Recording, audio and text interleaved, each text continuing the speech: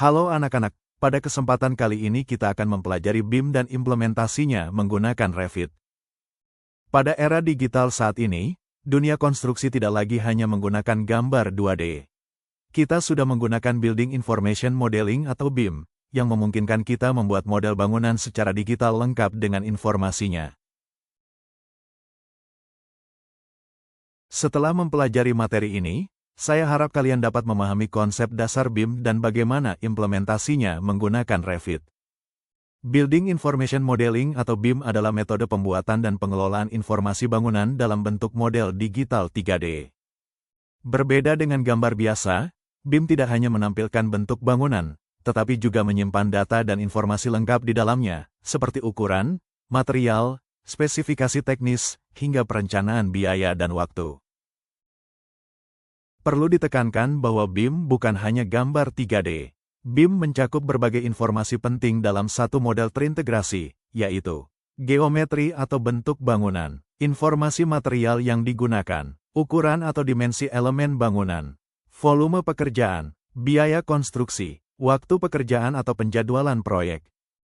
BIM memiliki beberapa kelebihan dibanding model konvensional, yaitu lebih mudah divisualisasi, semua data terintegrasi dalam satu model, minim terjadi kesalahan, memudahkan menghitung volume dan RAP, dapat mensimulasikan biaya konstruksi serta membuat kolaborasi tim lebih mudah. Pada BIM, kita mengenal beberapa dimensi. Pertama, ada 3D BIM, di dalamnya terdapat panjang, lebar dan tinggi. Bentuk bangunan, serta elemen bangunan. Setelah itu ada 4D BIM. Di dalamnya terdapat jadwal dan urutan pekerjaan. Untuk 5D BIM, di dalamnya ada estimasi biaya, volume pekerjaan dan rencana anggaran biaya. Pada dimensi 6D, BIM berisi informasi tentang analisis energi bangunan, pencahayaan, ventilasi dan efisiensi energi serta mendukung konsep green building. Dimensi ini berfokus pada kinerja bangunan. Pada dimensi 7D BIM, terdapat informasi manajemen dan pemeliharaan bangunan. Di antaranya terdapat spesifikasi material dan jadwal perawatan.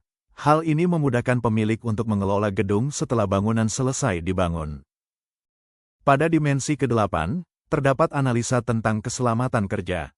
Dimensi ini membantu kita mengidentifikasi potensi bahaya, mensimulasikan prosedur keselamatan kerja, menentukan jalur evakuasi dan zona bahaya, serta merencanakan penggunaan APD dan sistem pengaman. Setelah memahami dimensi BIM, selanjutnya kita akan melihat beberapa aplikasi yang digunakan untuk menerapkan BIM di dunia konstruksi. Pertama ada Autodesk Revit. Aplikasi ini fokus pada struktur, arsitektur dan mechanical electrical. Selain itu ada Tekla Structure. Pada aplikasi ini, kita bisa mengerjakan detail struktur dan penulangan. Ada juga Autodesk Revit. Aplikasi ini fokus pada clash detection dan simulasi 4D, lalu ada pula Green Studio. Aplikasi ini fokus pada analisa energi dan bangunan berkelanjutan. Selain keempat aplikasi ini, masih banyak lagi aplikasi yang lain. Coba kalian cari tahu. Dari sekian banyak aplikasi BIM, sekarang kita fokus pada salah satu software yang paling banyak digunakan di industri, yaitu Autodesk Revit.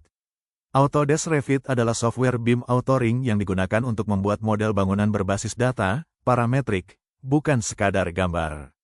Artinya, jika kita ubah denah, maka tampak, potongan, dan 3D ikut berubah otomatis. Autodesk Revit berfungsi sebagai software BIM untuk membuat model bangunan arsitektur, struktur, dan MEP dalam satu sistem terintegrasi, yang secara otomatis menghasilkan gambar kerja, menghitung volume pekerjaan, serta mendukung koordinasi dan kolaborasi dalam proyek konstruksi. BIM merupakan metode kerja modern berbasis model dan data yang mencakup berbagai dimensi dari perencanaan hingga pengelolaan bangunan.